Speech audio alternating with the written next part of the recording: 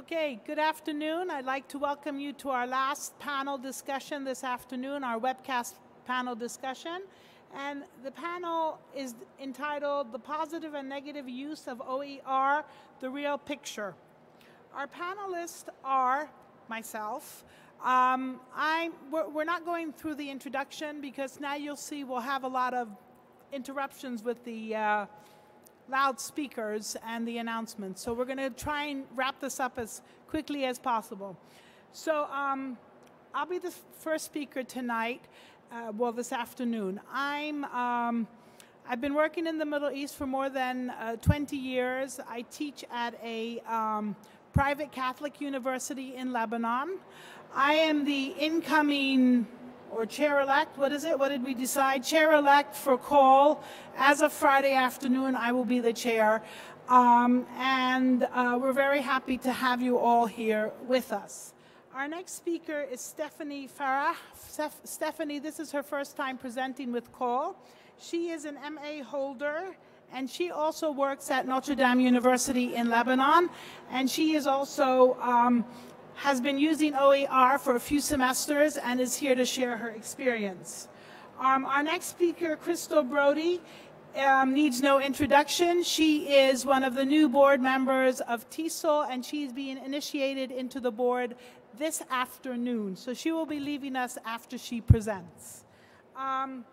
Jonah Moose is our fourth speaker, and he's an instructor of intensive English, academic English and MA TESOL programs at St. Michael College, and he has presented a number of times on panels in call, and we are very happy to have him here to share his experience with OER. James May is part of the call steering committee and has been presenting in panels for some time with call, and again he will be presenting with us this afternoon. And Rick Rosenberg, again, another panelist that has been with us across the years. He is a regional English language officer for Central America and the Caribbean, and he will also be sharing his experience as a materials writer and an OER seasoned user. So without further ado, we will start. The reality of OER, we all question this. It has become a buzzword in our academic institutions. For almost 2 decades, it has been infiltrating our setups.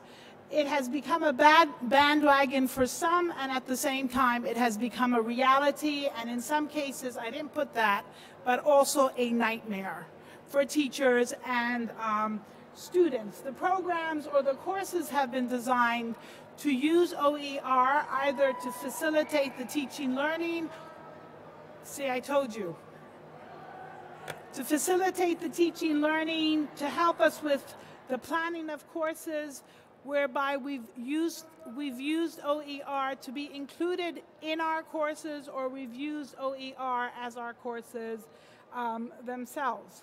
So the setup basically calls for changing situations within our educational institutions. So what we want to look at this afternoon is the use of OER from a positive or a negative standpoint. What we're going to do is we're going to start off by defining what is meant by OER, trying to understand the concept, and then identifying some challenges, and then actually addressing some positive and negative uses of OER, showcasing examples of OER in practice, and sharing implications and recommendations. So my part, as I said, is to define, to try and understand the concept and to identify some challenges. So basically, laying theoretical ground means we need to understand what is OER. So if we look at definitions, we need to clarify that we are not addressing the legality of use or the reuse. We're not looking at policy making. We're not looking at open schooling, education or livelihood, accessibility, and politics that connect us to OER, nor the concept of collaborative OER creations. Are you able to hear, or is the background being brought in? We're fine? Okay. So if we try to define OER, I'm trying to really go loud above all this. If we try to define OpenER, we need to realize that the Hewitt Foundation from 2013 has been involved from the start, and it has, to a certain extent, helped MIT in the courseware OER initiative. And the idea basically, when we define it, proves to be very simple and very powerful at the same time. Educational material made to be free and legally available on the internet for anyone to use, reuse, revise, remix, and redistribute, thus making it a very powerful concept, a very powerful concept. So simply put, as educators or as students, anytime you hear the word free, it becomes something that we want, and thus the concept of the bandwagon. We all want to adopt it, we all want to adapt it in a way, but that doesn't necessarily mean that it happens in a successful manner. So the idea of it is available on the web, it is licensed using Creative Commons, which is an open copyright license, or it is also available in a public domain. So the knowledge is basically available in digitized form, in repositories, in search engines, websites, and it continuously allows us to update knowledge. So basically, anytime you put in OER, you will be able to find material related to OER. This material may be in the form of courses, course content, materials, textbooks, research articles, simulations, textbooks, ebooks, e-journals, units, modules, videos, software, animation, podcasts, tests, or alternative assessments. So a vast, rich availability of resource material that educators and administrative leaders can think about using within their educational context. So OER has become a drive, a worldwide drive, and thus my question is, has it become a movement? Since it has become a buzzword that is so commonly heard of in our educational communities of practice.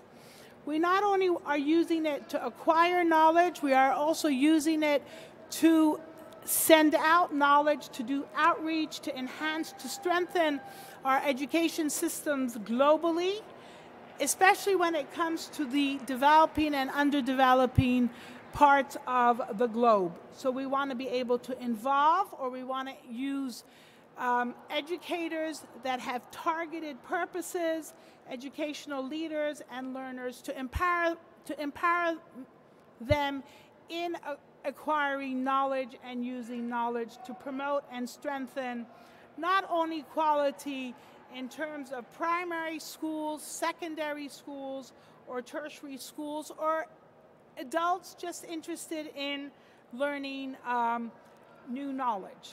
So when we're talking about putting OER in context, whether we're talking about it in relation to educators or students, we're thinking about accessing OER with no cost. It's free, or if it's no cost, we're talking about free in terms of permission to engage in any of the 4R activities when we use OER. So the four R's in OER would be revise, reuse, remix, and redistribute. So the aim of OER basically is to share open resource, educational resources, and the concept is to think about the approach when we are designing our courses or using materials to put into our courses. We are increasing access, so we're talking about not only quantity, but quality. We want quality content, and we're looking at ways to leverage with what the internet has to offer to maintain quality of instructional material while cutting the costs on an educational level in terms of budgets. So sharing some few facts. When we think of our solution as OER, we need to realize that it is not really open to everyone. So there still remains unequal access. By the same token, integration of OER into many programs does not necessarily mean the outreach is there for many to use. It has been integrated, so there has been an increased use of OER amongst educators and students, and there is a value in using that because the resources are available. Students tend to be motivated, teachers tend to be motivated, but again, to what degree do we consider motivation to be accountable for acquisition of knowledge or being able to measure learning? Attitudes are also another big thing we need to consider in terms of attitudes may be positive, attitudes may be negative. So the idea of the benefit, who is benefiting? Is it the educator? Is it the learner? Is it the institution? So the question of where does the benefit lie in this outreach? The outreach has challenges, and based on the challenges, we need to identify, are the institutions that are using OER teaching-focused institutions, or are they research-focused institutions? And on that basis, we need to build the model in which we would use to be able to measure the impact and the engagement of OER in our educational settings. So basically, what will happen is that our panelists will be showcasing, as they discuss the positive and negative aspects of OER, and basically what I will do is I will turn the podium over to Stephanie. Oh, let me get your...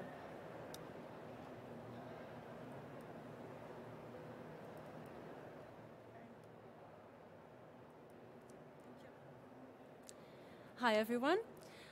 In my presentation, I will be listing most of the positive and negative feedback described in studies conducted in both developing and developed English-speaking countries. I will also share with you the experience that NDU instructors and students had in using OER. And finally, I will leave with some recommendations that everyone who's using or dealing with OER should take into consideration. First of all, I will start with the positive feedback that teachers gave in many of the studies that I spoke about, one of which is collaboration on a global scale, which helps them with professional development. They do like the fact that courses are developed more rapidly, a few weeks instead of a few months. They consider that open textbooks are easier to use than regular textbooks, especially because while using them on the computer, they can easily navigate them. They can use the keyword search feature. Also, they do consider that using OER in courses enables students to become autonomous learners, and they will be better prepared. And this is actually highlighted in their performance, which was described to be similar, if not better, than their performance in regular courses. As for the students, their positive feedback focused on the ease of using OER, especially on their cell phones. They study more frequently because of that. Their grades were similar, if not better, than their grades in regular courses. They do like the fact that there are a variety of resources in OER, especially videos, which are the most popular form of OER that is used. They do enjoy the fact that cost is reduced, and this is something that was mentioned in almost all the studies.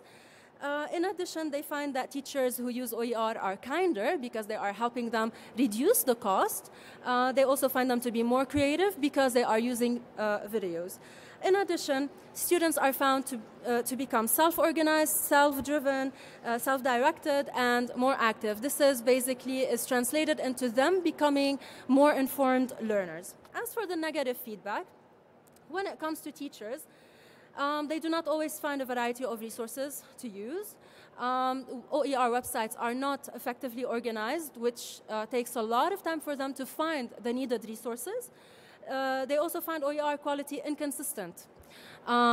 This is a problem, and actually, if you notice, there are studies from 2010 to 2017, which is only a few months ago, that listed that negative feedback from teachers. They also find difficulty in adapting OERs to different learning contexts. There are gaps. They don't find everything they need. And this is the case because OER users tend to prefer using resources as they are. If not, they would only delete parts they don't necessarily need. They rarely remix, revise, or create open educational resources. Teachers also dislike the lack of reward, support time, low internet bandwidth, and e-learning policies. They lack skills, interest to create and or use OER. They lack trust in OER because sometimes they find errors in them. And this is a study that was conducted in South Korea where some of the teachers complained that using OER in their classes would actually threaten their authority in the class. But it wasn't the case for all of the teachers. Some of the teachers, especially those who were capable of detecting the errors and correcting them, found that this actually ascertains their authority in the class because they know better than the instructor who is giving the lecture in the video. Another thing that was mentioned is that because of the high expectations of students, instructors would need to prepare harder than they would in regular courses. As for the students, well, the list is very short. Basically, they tend to procrastinate because they can do the work whenever they want. Poor Wi-Fi on campus was mentioned as a negative feedback. And some of the students do prefer the class teacher's practical explanation over that of the lecturer who is giving the OER. I will move now to the experience at NDU. Promoting and implementing OER is part of the strategic plan 2015-2020. Basically, starting September 2015, we had an OER committee that represents the 7 faculties at NDU. We do have a yearly awareness campaign, 3 training sessions for both teachers and students every semester, and starting October 2017, we started assessing the outcomes of curricula and courses using OER. The whole thing started at the very last minute in spring 2017, before the spring semester began. We had ordered a textbook for the sophomore rhetoric course, and unfortunately we discovered that the bookstore was going to sell the book for a really high price. We had no option but to directly change and transform the course into an OER-based course, and in 2 weeks, 3 colleagues prepared everything. They used texts, articles, videos, and parts of open textbooks, designed them, organized them according to the syllabus on Blackboard, which is a platform that we use at NTU. And a year later, we won a grant provided by the U.S. Embassy of Beirut in order to transform the public speaking course into an OER-based course. A couple of months ago in an OER symposium, both teachers and students reflected on their experience using the communication arts course. The instructors are currently creating their own database, which would simplify things later on if we want to update the course. They are creating rubrics published under the Creative Commons license because we couldn't find rubrics published online that we could share. And eventually students' material, when they prepare speeches, they record them and they share them online for others to use as samples. So as it was mentioned, the way it was termed, students become prosumers, not only consumers, but also producers of materials. The positive and negative feedback given by teachers and students at NDU was very similar to everything that I've mentioned before. Students find it more affordable. They enjoy accessibility on their phones, especially while caught in traffic jam. And let me tell you something about traffic in Lebanon. If you're caught in it, it would take you up to 2 hours to get home instead of 10 minutes. This helps them to be prepared most of the time. They enjoy the videos and they do not feel forced to study. As for the teachers, they find, of course, OER to increase students' engagement and autonomy. They enjoy the variety of ways with which they can present the material, and they like the fact that students are no longer passive and not only active anymore, but also interactive. As for the negative feedback, some of the students find it easier when teachers explain. They dislike the poor quality of some videos, especially that some of the videos used were really, really old. Wi-Fi on campus is, again, one of the negative feedbacks. Sometimes they enjoy videos that they forget that they need to do the homework and they continue browsing. They move from one video to the other. And some students expressed concern regarding other students who might not be too confident. So when they learn that their speeches are going to be published online, they might not want to enroll in such courses. As for the teachers, again, the lack of resources was mentioned, and some instructors considered that the success of an OER-based course could be related to the dedication and the type of students who enroll in such a course. And this could be the case because a lot of students do prefer the classroom teacher's explanation, but again, it is always the teacher's responsibility to try and push those students to become active students. In order to promote OER, we participated in the Open Education Week. We had 5 talks over 5 consecutive days. The concepts of OER, Creative Commons, and Z-Degree were discussed. Also, NDU libraries, instructors of English and math, students who participated in OER courses participated in the talks. They shared their perceptions. Also, we have a Student Creative Commons Society at NDU, primarily formed by political science students. And also the future of OER at NDU, which is a leader in using OER in the Middle East, was discussed. At the end, I will leave with some recommendations for OER creators. First of all, they need to provide websites that are organized in a better way. The system needs to allow users to rate the quality. This simplifies things for teachers who want to use OER or who are looking for OER. Also, we need more suitable, flexible, attractive, and user-friendly resources. This is beneficial not only for the teachers, but also for the students. Educational institutions, they need to promote OER. They need to train their teachers not only to search and use OER, but also to create and adapt resources to their needs, and they need to provide incentives. This would motivate teachers to use OER and to create OER. The incentives could be promotion, time release, acknowledgement, and money. Okay? They also need to train students. This could be done through providing guides that would be available 24/7 on the website of the university. They could also have these guides be part of the orientation week of the students. And definitely they need to improve the Wi-Fi or the internet connection on campus. Lastly, recommendations for teachers. They need to plan in advance. They need to check the quality of the resources they are using. They need to make sure they are effective and that they are learner-centered and that they improve and promote active learning. They need to pay attention to efficiency. They need to save time and resources for both teachers and students.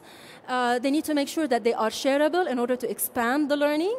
And they need to make sure that they appeal to the majority, because this is what will motivate students to actually engage in OER.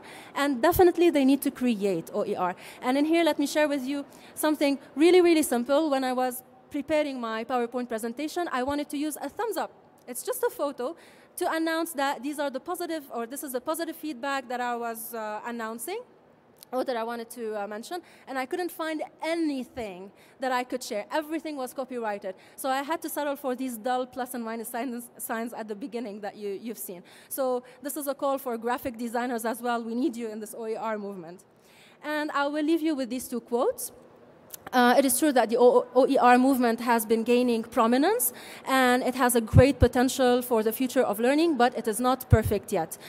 We do have a lot of studies that describe who liked what and who didn't like what, but now it is time to start having quantitative studies that describe or that evaluate the learning outcomes. We need to know what students learn and how well they learn it. Thank you.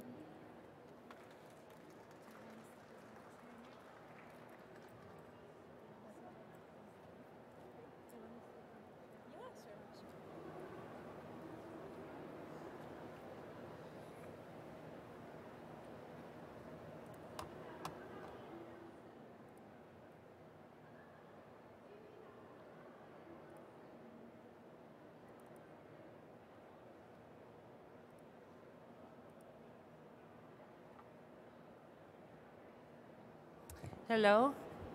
Can you hear me okay? Okay. I feel like I'm in a bar, leaning over. Okay, so I wanted to give you a little case study of a university that built an entire program on OER and creating, administering, and running an online program. And here's a little, if you want to access the presentation, you may just take a picture of this.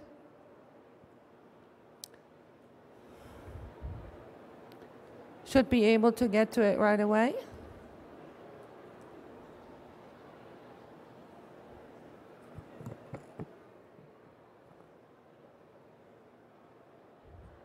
Done?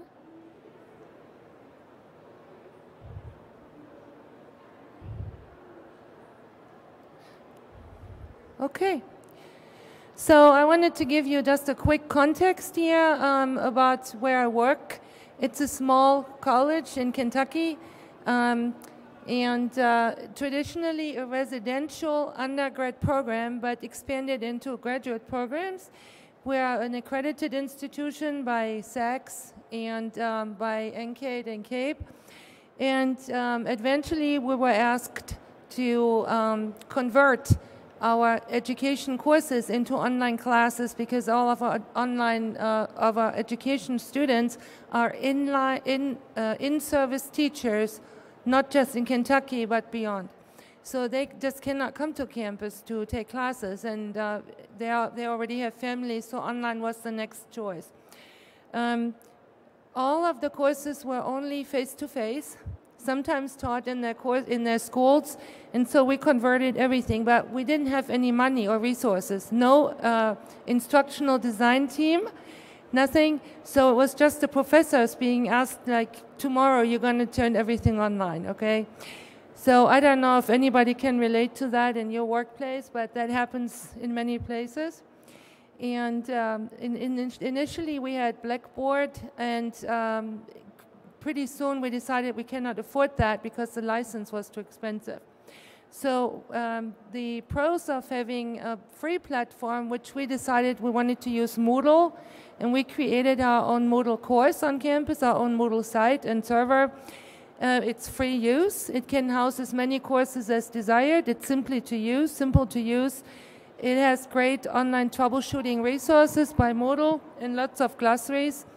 But instructors have almost no control over the courses, how they're set up, because it's a very, it's not a very nimble system. It's not robust, okay? And that's what you get for free platform. And so for the cons of our on-campus, there's no tech support on local level. Local IT must run the system, must have server capacity. IT then can decide who's turning off and on which features, and the instructors cannot decide that.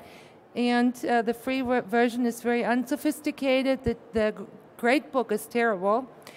And you know, collaboration between instructors is absolutely crucial, and many people don't know how to do that really well because we are very much independent agents as instructors. So here's like a little snapshot of the courses that we have, just to give you an idea. These are all programs, okay? They were all converted into online. I'm the chair of the program, and how I'm running this is I'm enrolling myself in every single course by every instructor in every program. And so I can troubleshoot everything really quickly, and I'm literally on call 24/7 to fix things.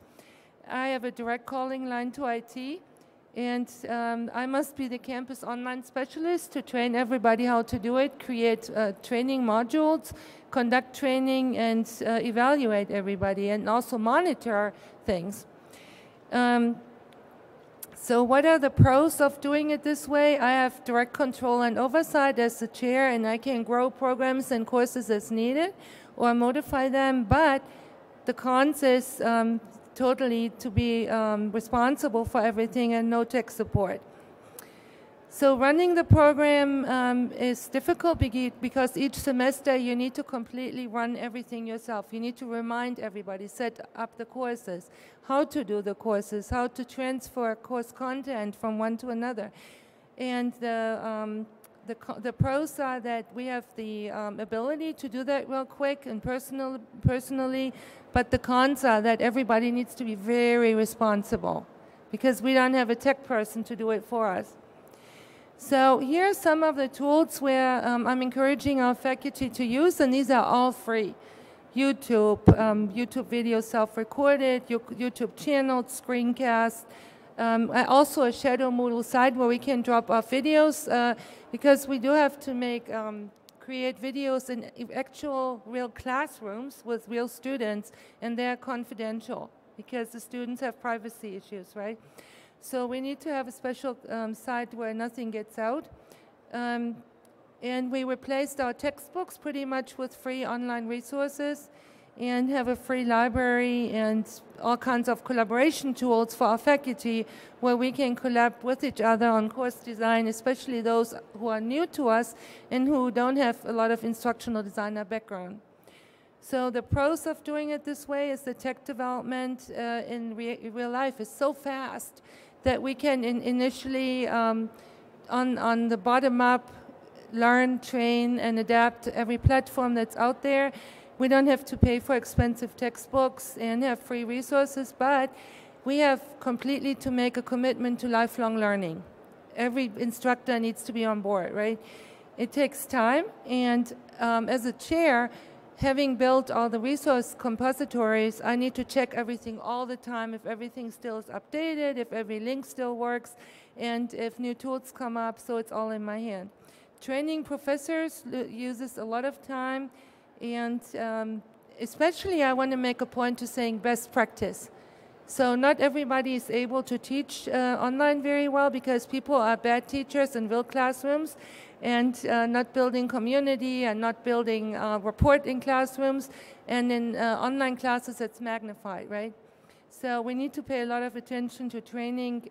We used Quality Matters for a little bit as a framework to give a research-based basis to campus because people didn't believe me about the best practice, so I used Quality Matters as my resource, which is not free and it's not OER, and that's why we don't have it anymore.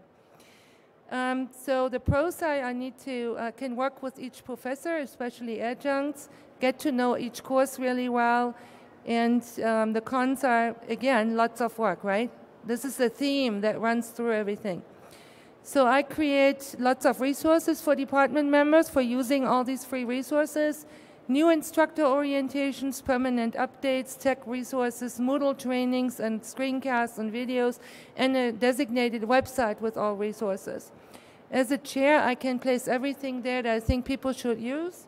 The cons is continuous update in time. So the other problem is when you convert something to free online, do you have the appropriate support systems in place, like writing center or teaching writing, accommodation issues, right? Somebody who is visually impaired and so forth. So these ones are all considerations that one needs to be carefully examined, and we're really kind of in the middle of getting better at this. We're not there. Teacher evaluations are very important, especially when you use resources like that. We evaluate every new professor in the first semester and thereafter every year. And I can redirect people very easily because I also have access to each class. I don't tell them how to teach something content-wise, but how to deliver it. Collecting data is a real big problem because Moodle does not allow for that. So for accreditation purposes, we need to run a different, completely different tool to collect and aggregate our data. So that's a problem because we have two silos that don't talk to one another. And so how do we do today? So this is the big bottom line. We became #1 of Kentucky independent colleges for the quality of our online programs. I'm really proud of that because it took a lot of work. We rank 101 nationally among all universities in the US. And again, that's a little bit surprising as I started this in the beginning. Now we have way over 1,000 students enrolled in our program, and we are contributing to the financial health of the whole campus significantly. So the grade rankings are based on mindful implementation of OERs, but the drawback is that our administration is not forced to provide any more feedback to us of financial structure. And it's difficult not to tailor the courses technologically. So this is like a little bit of the, so bottom line, okay. The use of OER allows administration to shift the entire burden of the program creation, administration, oversight, and technology to faculty, okay? All of us can appreciate that. It becomes a possibility of being a cash cow for other programs. And even with all free resources, it's possible to create a very high-quality program that's highly rated by the students. But the factor is the human factor. You know, not the technology tools, but how you implement it and how you connect with your students. And the program administration is very important. Bad teaching is bad teaching. You need to really be very mindful of how you teach online. And OER works just fine if you implement it correctly. So last, before I close, I want to say that OER is a really big issue. I found just before the presentation here a headline where in Hawaii there was a mandate that everybody had to use OER in their classrooms. And it became a huge, big problem because it impeded on academic freedom. And according to universities in Hawaii, harmed, not helped, the open access movement. And so the legislator is now revising the mandate, okay? So I just wanted to mention that it's a really big topic. I mean, entire states are dealing with it. There's my little QR code one more time if anybody didn't get it. And like I said, I'm going to be inducted as a new board member right away, so I have to leave. But if anybody wants to get my card before I leave, I have cards with me, and you can get in touch with me or with the information here. Okay, thank you very much.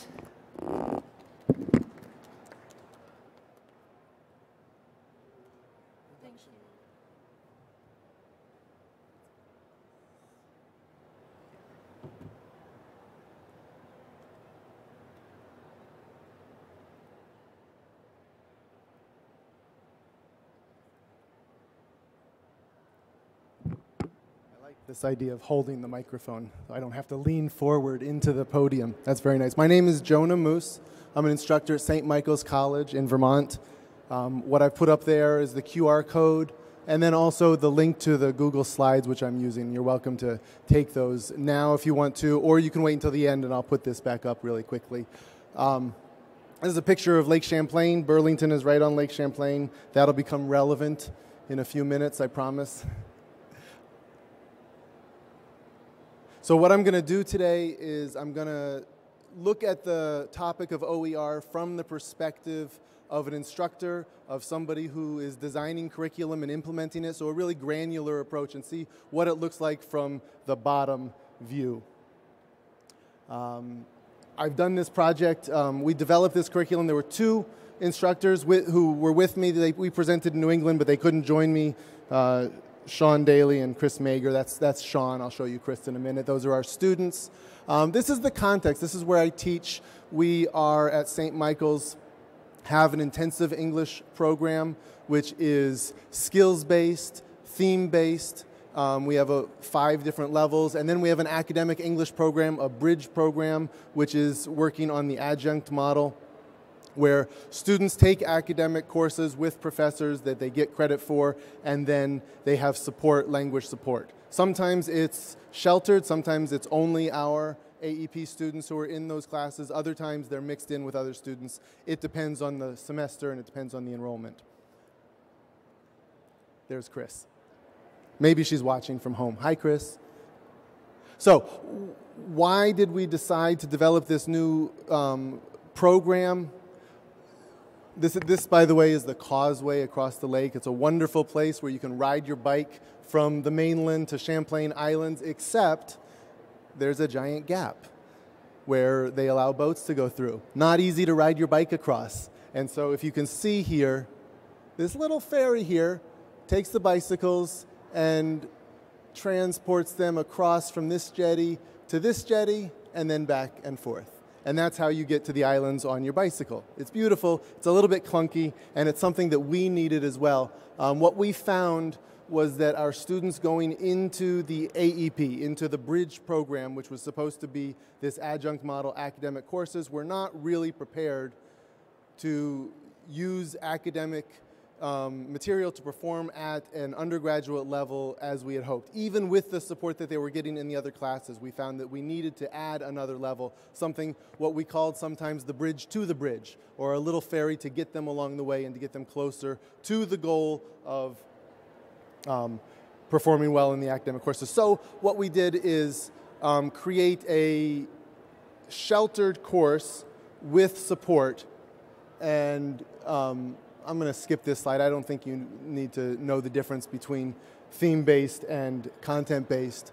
But what we developed are 2 8-week courses that used academic subject matter. They were interdisciplinary. They were modeled on the freshman courses that our students were taking. They had a graded level of difficulty so that they got more difficult as they went along. There was an emphasis on discussion.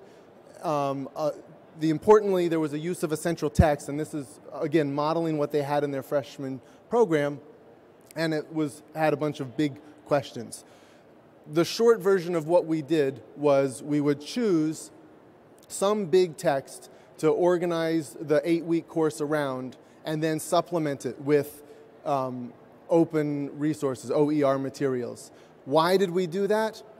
Well, because although these central texts are at a popular level, easy to comprehend and interesting to our students, what we wanted to do is by the time we got to the end of the course, be at a level where they were getting content that was from an expert. And we were not experts in economics, network theory, artificial intelligence, nutrition. These were not topics that we were educated or qualified to teach on our own, and so we wanted to supplement these materials with open educational resources. So what I'm going to do is just run through these 5 courses and show you the examples of how we use the open resources in the courses. And there were varying degrees of success here. Some of the time it was a perfect fit. Other times we had to cut and paste and reuse from different sources, and so we'll take a look at that. I've ordered these from the most successful to the least successful here, and we'll see how much time I have to get through all of them.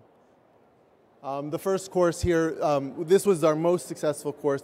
In Defense of Food was the central text.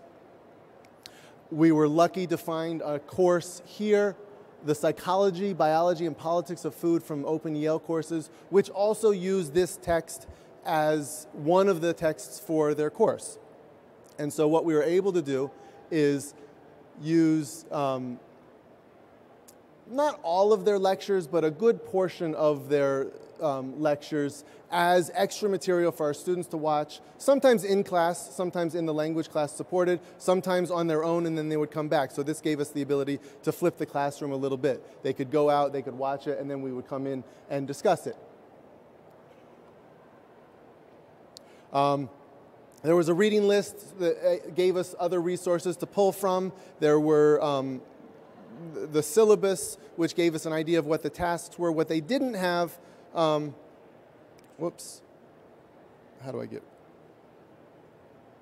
What they didn't have were any of the exams, any of the task descriptions, rubrics. Those were all things that we had to create on our own. But the nice thing about this was that the lectures dovetailed very neatly with the book, very neatly with what we were teaching in the class, and it worked very, very well. This course was also fairly useful. So this was Geography and World History. We used as our central text this book, Guns, Germs, and Steel by Jared Diamond, which not long before we designed the class, had a PBS documentary made about it. So that gave us wonderful video content that mirrored the book very, very well. In addition, PBS actually created a number of educational materials that were open resources. So that was wonderful. So I'll just show you a quick example of what that looks like, this interactive map of the world, and you can click on it, and you can go and get little tidbits of information. Oh, excuse me. It's going to need me to tell them what station I am, so I'm not going to go through that. But a number of educational materials looking at the geography of it, looking at the biology of what plants were created where. So a way for them to go do a very easy level of research, so that they would then follow on with their own research outside of the PBS materials. But it was very useful.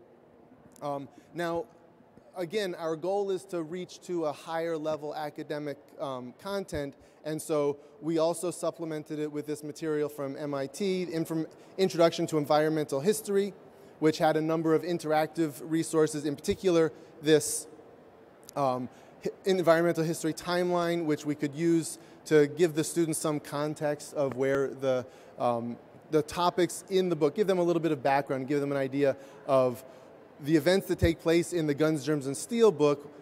We could sort of support what Jared Diamond writes with this material. Again, allowing them to explore it on their own outside of the class and learn a little bit. And then, whoops.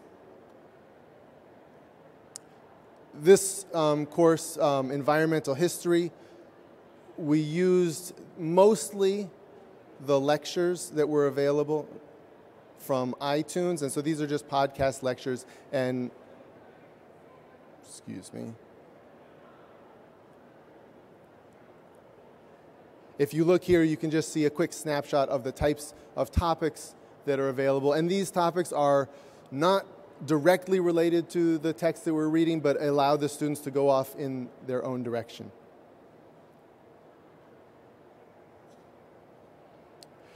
Once we get into this course, which is Comparative Economics and Geography, this is, again, the way that we design these courses was we tried to find a book that was peripherally related to an academic topic, but engaging enough and comprehensible enough so that our students could latch onto it. And then we tried to find the academic aspects of the topic to dive deeper. So this is a book, Boomerang. Michael Lewis goes to 5 different countries and does a quick snapshot of each country. And what we did is, as we were reading through these books, we also learned some macroeconomic theory. And so you can see here Principles of Economics from the Open Learning Initiative, and you can see the topics that were covered. So again, allowing us to sort of graduate that level of difficulty.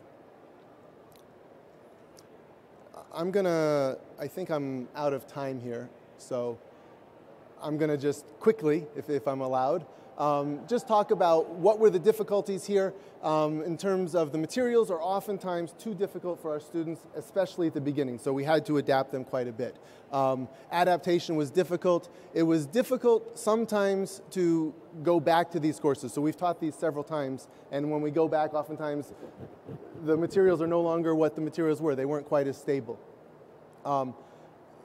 The big challenge, though, is finding the resources. The resources that are available are often inconsistent, and so knowing in advance whether or not something is going to be appropriate is a big challenge. The advantages, of course, is that, as I mentioned before, it allows us to be experts in a topic that we're not experts in.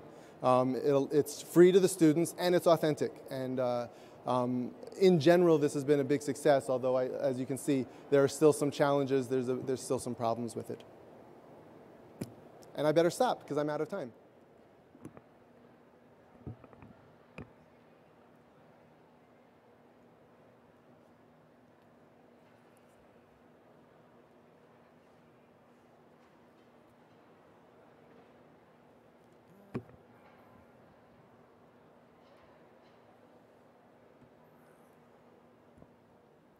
Hello, hello.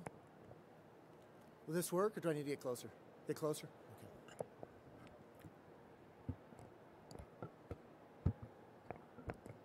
Hello, all right, well, we'll do it from this angle.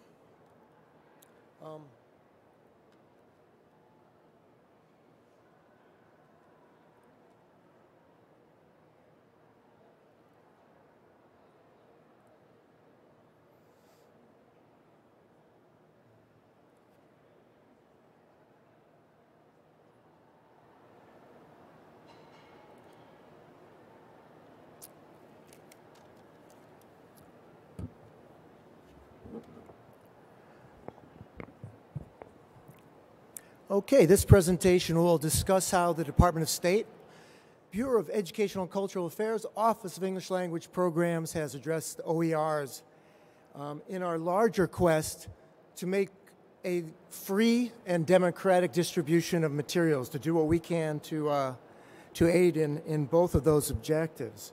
We've traditionally written, published, and distributed our own materials. Am I controlling that? Is it? Okay. This is off. But,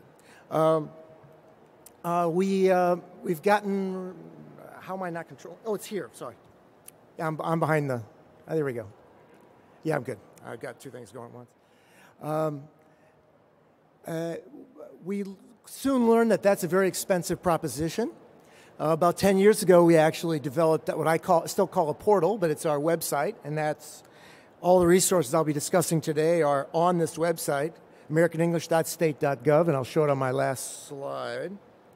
I would add one R as we get started on this presentation. I would say retain is part of the strategy for developing and distributing and maintaining OERs. So I would say retain is one, in addition to reusing, revising, remixing, and redistributing resources and materials. What we're shooting for in the Office of English Language Programs are primarily the CCBY. In other words, you can use our resources, repurpose them, etc., but cite them at some point, at some time, to meet with you. And then why OERs? In a nutshell, we work with underserved populations of learners and educators worldwide. Quite often our populations don't have access to the internet. Sometimes they don't have access to computers, and then we go back to paper. But more often than not, we find that we work with large populations who have access to computers, but access to the internet is iffy, or it's very expensive, or they don't have printers. And so I will talk about some of our distribution strategies for OERs to meet the needs of those populations of learners and educators. We have resources, programs, materials. Incidentally, we publish the longest standing, I believe that's still true, longest standing publication by and for teachers in the world, English Teaching Forum magazine.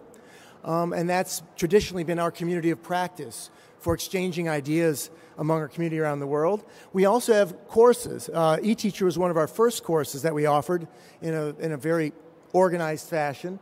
But it didn't start out being OER. It started out being a joint proposal between the Office of English Language Programs, the Department of State, and our institution. So we've worked with literally dozens of universities throughout the United States over the years.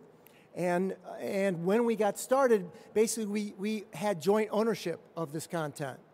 We used materials that was not copyrighted, but it wasn't fully OER. So we've moved, all of our new courses now are fully OER, running on platforms that are OER as well. Our eTeacher program, for example, is an 8 week long program, roughly a graduate level that we sponsor and run with different universities around the world.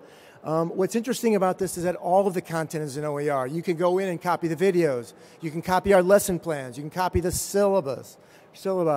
You can go through and use all of the resources that are in there, and they're under the Creative Commons Attribution License, or CC-BY. So again, they can be retained, reused, revised, remixed, redistributed, as long as the creators are properly attributed. In addition to these AE teacher programs, we are developing a series of MOOCs, Massive Open Online programs, and I need to remember to do that. Currently, we have 5 that are purely, we have 7 actually. I'm only going to tell you I only have a graphic for 5 of them. English for STEM fields, English for career development, English for media literacy, English for journalism, and English for business and entrepreneurship. These courses sit on the internet. Again, americanenglish.state.gov is your one-stop shop for all of our resources. I'll be giving you our Facebook pages as well. Each one of these courses is 24/7 open. You can go in and, again, copy, reuse, repurpose, etc. All of our resources that are on these 5 courses, and we have 2, one on teaching with technology, and another business English course that is also up as a MOOC. We run these live, but only periodically. The rest of the time they sit there for you, for audiences around the world to take, download, and repurpose to meet your needs out in the field. Our social media also is chock full of OER resources. Our main website is American English at State. Just a little bit of history on that site. It started off with about 14,000 hits. We're now at 3.6 million and counting. And the reason we have 3.6 million and counting isn't because we have great pictures of cats, which we do sometimes, but really we have a lot of OER resources. We share OER resources. We have a forum for people to share ideas about OER resources and developing them. So for example, periodically we have a call for board games, B-O-A-R-D, not boring games, but board games. And we have a set of board games that we offer as an OER for the whole world. It's on our website. But we also have students and teachers around the world contribute their own, and those are also on our website as well. We also have a series of what I call edu-graphics that we develop with a team, and every week there's new ones, always there, always ready to go. But it's mostly because it's a friendly environment to go and share ideas and pull resources as meet folks' needs. This is our main website, americanenglish.state.gov, and that is something we run from our homepage. And then overall, the impact, I'm currently the Regional English Language Officer based in Panama, covering, I'll give this list to you quickly, not to waste time, Venezuela, Colombia, Nicaragua, Costa Rica, the Dominican Republic, Haiti, and most of the rest of the Caribbean. Now, many of my contacts, and I work with the ministries of education and teachers groups throughout this region, many of our contacts have very little access to resources. So some of our strategies are to get them resources in paper whenever possible. But often what we'll do is repackage these OERs in different formats. That DVD on the right, for example, I distribute throughout my region. That has over 850 resources, not only from the Office of English Language Programs, but also from Voice of America, from the Smithsonian, and from other government agencies that offer OERs across the United States. And that's quite a compilation, and it's ready to redistribute, copy, and reuse as the needs are. And typically they'll bring that into a resource center, teacher's room, and copy those resources as they need them and redistribute it as widely as they care to.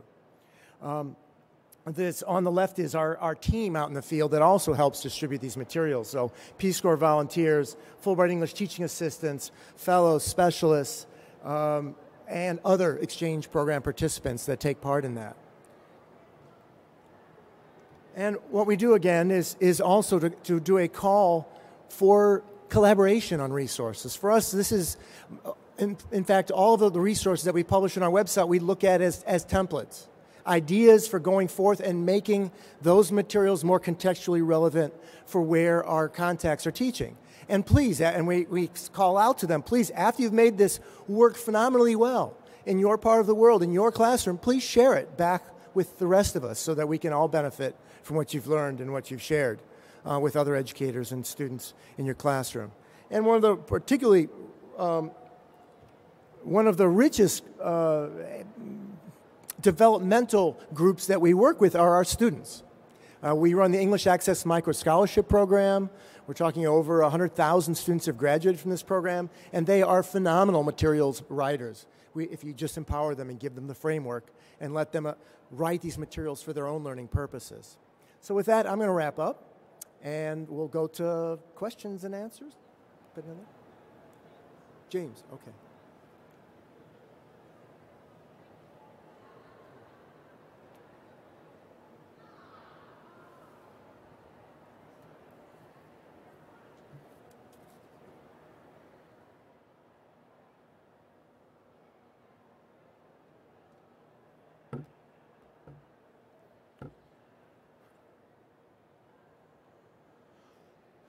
All right, so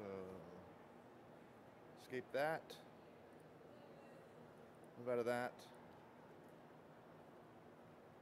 and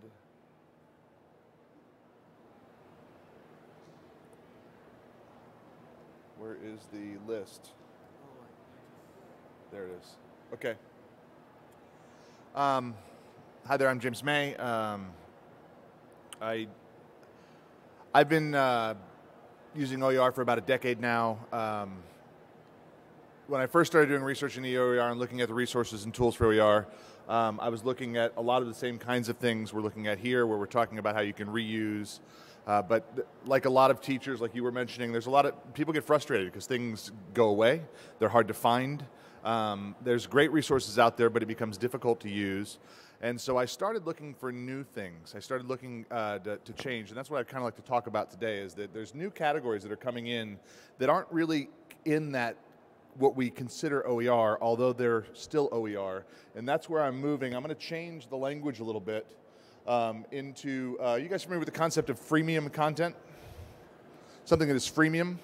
Well, you know something that is free, right? And so we talk about OER being free, and we know about content that is premium content that you pay for. Freemium content is a business model where companies will put something together and give it to you for free. For example, how many of you have a Gmail account? How much did you pay for that? Nothing, it's free. However, if you want Google at your school, right, to be part of your school, to give you the higher end, you're going to pay Google some money, and that becomes a premium that Google's going to charge your company. If you want to start using Google in other ways, there are differences there. They'll give you stuff for free, but if you want the premium content, they're built on a freemium model. A lot of the resources and apps that we get for free today are built on this same model. Well, I'm going to talk a little bit about OER that's starting to come out and is starting to take on a new shape. One, it's a crowdsourced kind of thing, but it's also adaptive. How many of you are familiar with the terms, what I mean by adaptive technologies? Yes? For example, have you guys met Tega? Tega is a robot that's currently being used in MIT labs, and it's basically a robot inside of a smartphone that uses back-channeling cues. As linguists, we all kind of understand what back-channeling is. You guys are back-channeling to me that some of you know, and some of you are back-channeling to me right now that you have no idea what I'm talking about. When your face goes from, I'm with you, to that's a back-channeling cue. You've all seen the apps that'll watch your facial features. Well, they've trained this, basically they trained a phone to look at kids' faces, watch for back-channeling cues, and use that adaptive face cues to either keep teaching content or pull content away.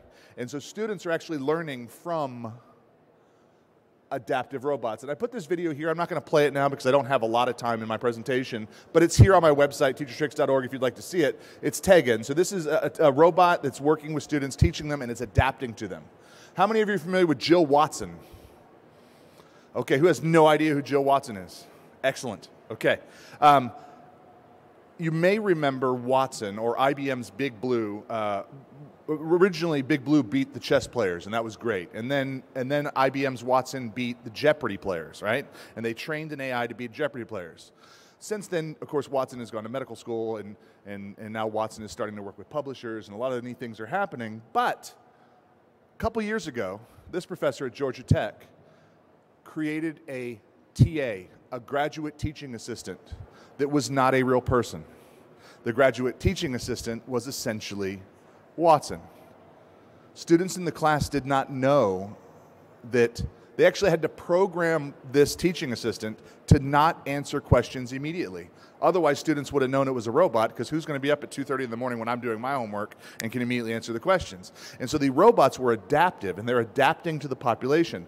Well, what's happening is these freemium and adaptive resources are starting to come out now, which is challenging traditional publishing. It's challenging even traditional OER, and that's what I wanted kind of to share. It's kind of a cutting edge of what's happening with open resources. How many of you have used or seen this extra math kind of a thing? What extra math does, okay, is it's a free web platform. If you're interested in having kids work with math, they can actually use this free platform. You can, as a teacher, set up a classroom, and they're just pushed games that are math games, and it tracks their ability to do the games. It tracks what they're doing, how much of it they're doing, how well they do it, and it's adaptive to them. So if they get the answers right, they move forward. If they get the answers wrong, they stay in that same zone, working on basic math facts and everything. And Extra Math is just one of probably 20 different companies that are out there that are doing this same type of technology that are freemium or basically adaptive. Now, when it comes to other adaptive technologies, one of my favorite currently for students, and I use this with my students as an extra lab, is Read Theory. Are any of you using Read Theory?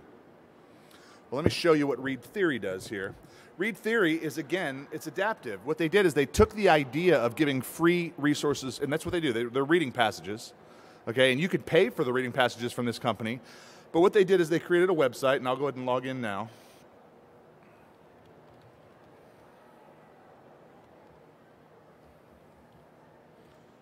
And as a teacher, I'm able to create a classroom and bring my students in, but I can also see the progress of my students.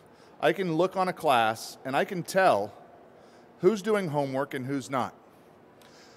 Does this make sense? I can see what are the Lexile levels, how much homework is being done. I've got this beautiful dashboard that tells me about everything I need to know. Now the way this really works is students, and I can't see that, students, well, let's see here, my classes, let me log out and go back to the actual passages.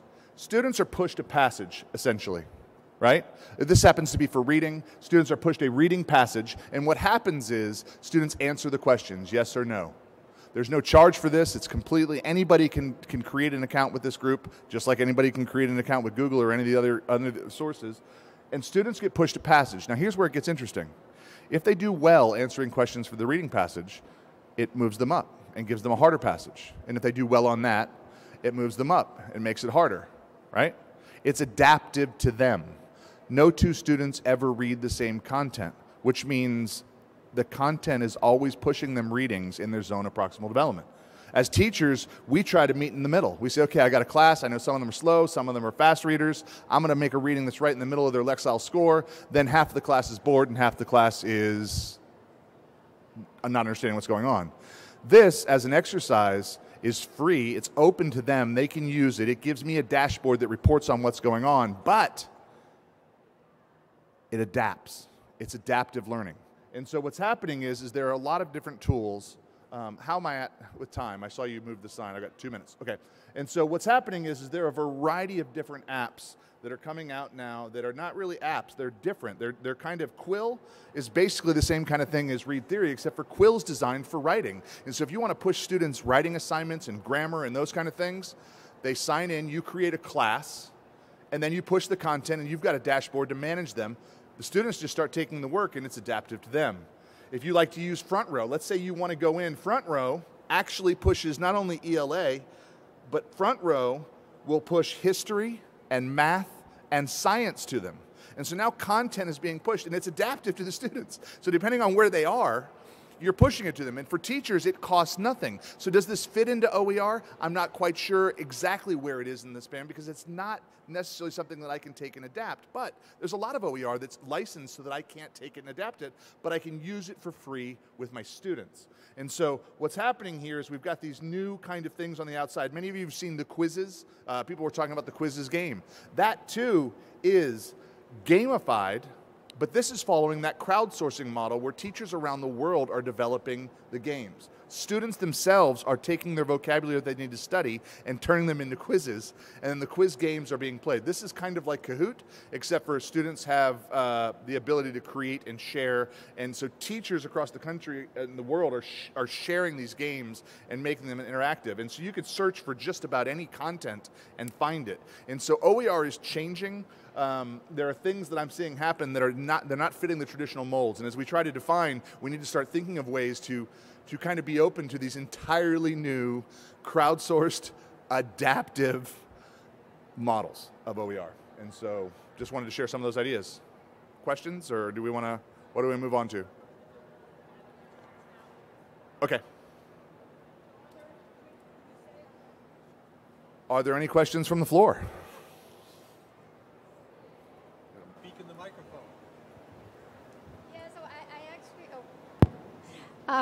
I just want to clarify. So when you say open educational resources, so does that mean basically anything that you can find for free on the internet, or what? how would you define it? I have personally seen multiple definitions of OER, and as we try to come up with a definition, we have to think about what are we including into this OER model. Traditionally, you'll see the 4 R's, you'll see the 5 R's, you'll see a variety of different definitions, and it's kind of like a lot of things in our field. As new things emerge, it takes us a couple decades to kind of figure out what are we going to call this and how is this going to work. But what's interesting to me, at least from my perspective, is that there are things changing in what I call the adjacent possible. Right? It didn't used to be that you could have an artificial intelligence that adapted learning to you. And so instead of just going out and finding a free book that I could make them buy a book, or I can find a free book, now I can find a free book that differentiates for the student. And if you read at a 3rd grade level, you're reading the same book he's reading, but he's reading it at a 13th grade level. And so that's something we've never seen before. It's a new beast. But see, a lot of, because of this fear of what is OER, a lot of the institutions are wanting to have a license, and that's why they have it under Creative Commons. So they think anything that Creative Commons has put a license to is giving you quality, but that's not necessarily the case. And that's why we're saying we're advocating for OER, positives and negatives, but look at the real picture and see what exactly your institution needs. What are your learners' needs? What are your teachers' needs? What are the administrative needs in relation to creating this concept of OER? Okay. Do I want a license? Do I not want a license? How do I want to use the resources? Thank you. And I have a related question also. How do you find them? So obviously there's lots of things online, but do you also have, like, are there any databases, for example, or is any specific website where people should look first? The easiest way to find them is if you go into Google and you do a search, you do the advanced Google and you come down where they have the pull down, you say the open free access, and then you get material. That's the easiest way. But as you explore by yourself, you will be able to see the repositories, or you can even go to the Creative Commons site. They also give. Also, you may go for a simple Google search and type in big OER, and you will have a list of several databases, big OER websites such as OpenStax, TED. But I'm giving more specific examples. TED is considered an OER website. Yeah, and that's a TED right there. But there's even within your Google search, you can use specific operators. And so if I'm going to Google, for example, when I do a Google search, if I'm looking for OER and I want the term OER to be in anything you put in quotation marks like OER like this, it's going to come back. That has to be in the website when you're looking for it. And so when you start looking for OER, there are certain Google searches. There are even massive open online courses that Google put out. I don't know if you've seen those that were MOOCs that were designed, that were, again, open, and they're still open. They're to teach you how to be a better Google searcher. Another trick that I use is most of the libraries have librarian staff that make LibGuides. Are you guys familiar with LibGuides? And LibGuides will open up doors because the librarians know where all the stuff is. And so again, if you do OER and you type in maybe a search on they're called LibGuides. They're basically librarian web pages where the librarians have curated content specifically for teachers that are free for their students to use a lot of times. And so that's another really good resource is to try the LibGuides first, or to try and then look for whatever you're looking for, math or history or whatever it is, and it's going to come back with those kinds of things. So it says you explore. Yeah, there's a ton out there. Any other question?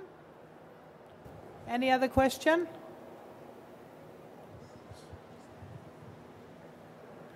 Yeah, just a quick one. With this massive input of materials to the internet, how would the quality assurance be guaranteed? Is there any need for policing for this, especially academic content?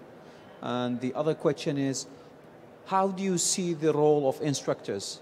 Because it seems that in several examples mentioned that the instructors are facilitators more than really giving instruction. I'll answer part of that first question, and the second question actually connects to that, because I think we mentioned a few times that many of these sites have a rating system. I think Crystal mentioned that, and that's one not necessarily definitive way to establish quality, but that's one indication. So if you have a rating system on the site, you can get a sense, at least it's crowdsourced quality assurance. But the short answer is that there's not really any good way currently to assure that the materials you're going to access are high quality. And then if anybody wants to talk about instructors. See, but that comes back to the work of the instructor, the educator. The educator is the engine to begin with. We are using the sources to support the teaching and learning environment. So whatever sources we put into our teaching learning environment has to be something that the teacher is either using as is or customizing. So it comes back to the educator, the coordinator, the head of the department, the decision-making that takes place in the academic setting. Well, I was just going to say that we're already doing that. We don't adopt textbooks just because a publisher says buy this textbook. I mean, you have selection committees that look at different textbooks and actually take time saying, well, is this the content? Does it match our curricular outcomes? Does it match this and that? And so as teachers, we're still doing that. The difference is now it's at a more granular level. You're looking at content being analyzed by, for this class, is this module good? As opposed to, is this entire textbook good for the course? It's more granular, but it's still our job as teachers to look at. I loved what you said about the Asian, was it Korean professors who, I mean, you always have that dystopian, utopian kind of perspective where some teachers run kicking and screaming, oh my gosh, we're all gonna lose our jobs. And then you have another group that's like, this is amazing. And I think it's great because it allows me to use my skills and my knowledge to mentor to students and say, hey, in the 21st century, you're going to be looking up content. You're not going to be using a book. You're going to take out your phone, you're going to look it up. And how do you know what resources are good resources? And we can have conversations about digital literacy and what's good content. And so even when I find bad content, I still use it sometimes just to see if I can teach students about how can we check this? How can we verify this? How can we triangulate this and know that it's good content? Creating the skills. Yeah. And it's because that's a 21st century literacy skill that we need to be reinforcing in each of our prospective disciplines. So math teachers need to be doing it, science teachers need to be doing it, everybody needs to be doing it, not just English teachers. Yeah. I just wanted to share a couple of things. In my campus, there's a big push for OER, and they've granted money, or the chair of the committee submitted a grant proposal to receive funds for more instructors to create content. So my question to you is, as you're part of the Department of State, I'm assuming, I don't know if there's any additional specifically for ESL that you can share, or do you know of anything, resources that are coming now? So your question is, are there any additional EFL resources out there? There are. There are various strategies, some of which have been detailed here, and looking for those compilations. And sometimes it's a matter of trust. Sometimes it's a matter of going to AmericanEnglish.state.gov or the British Council or other sites. One of my personal criteria is when I look, if I'm looking for OER content or content that can be freely used, is to look for sites that don't have advertising. And those aren't the easiest sites to find. Where have educators and learners shared resources before? And that's one place that I look. Or that's not your question.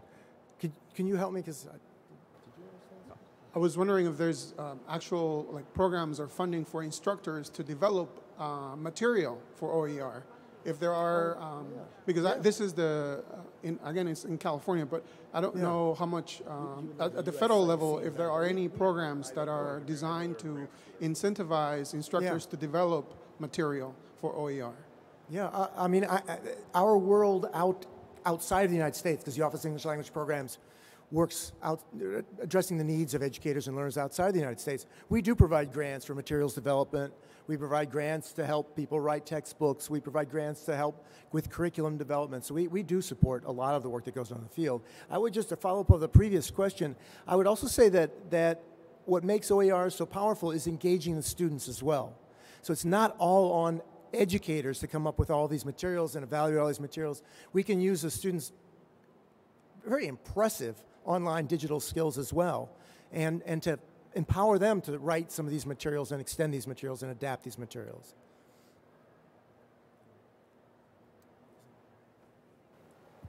Hi, thank you for your talk. It's very interesting. Where do you see the future of OER? So we know what the technology looks like now. What do you think it'll look like 10 years from now or 15 years from now? Any of you? I have no idea. I mean, to be honest, I have no idea. I often use a quote from a very famous person when I do presentations. There was a famous person who said that books will be obsolete in 10 years. Have you heard that quote? You know who said it? Thomas Edison said it in 1913 after he invented the motion picture projector. Okay, so he assumed that we'd all be watching through the eye, right? We'd all be watching videos as opposed to reading books. Now, 2005, YouTube hits the scene. What are we now doing? How do you fix something at your house if it's broken? You Google it, and then you watch a YouTube video of how to fix it. That's what we're doing, and so we're moving in those directions. But what's happening very quickly is because of all those videos, right, are being tagged with text, that means we'll be able to access that text, and when you do a Google search, you'll be able to get to the right part of the video, and it'll adapt to you based on what you need. Or if you like certain mediums or certain metaphors or certain things, these adaptive technologies are going to know you. They're going to know your preferred learning style. Maybe you like sarcasm, maybe you like this, and they're going to start pushing content to you in new ways.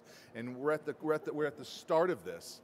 And so when you see this kind of work happening, it's amazing. It's not there yet. I know that right now, Pearson is in strategic partnership with Watson. They are building textbooks that are going to be adaptive to the learners who are reading them. There are different companies, like I showed you, that are just making content adaptive to students, and that's going to change the thing. Now, I don't think teachers are going to go away. Teachers are just going to, there's another saying I like, which is that technology won't replace teachers, but teachers who use technology will replace teachers who don't, right? And so we'll be living symbiotically with these technologies, but the class time, that face-to-face stuff, the one-on-one, the connection, I don't see that going anywhere, but I do see what they're going to do at home and how they turn stuff in it's got to change. It may, but if Thomas Edison was wrong by 100 years, we could all be wrong on that too. It could be another 100 years. So I guess it's teachers knowing how to use the tools to move that learning forward. Any other questions? Any questions from the floor, from the world, from the globe, from out there? Any questions out there? No. Okay. So I think we'll end the session, and thank you very much for your attendance. And if you need to get in touch, send questions. Our information is out there. Thank you very much. Absolutely.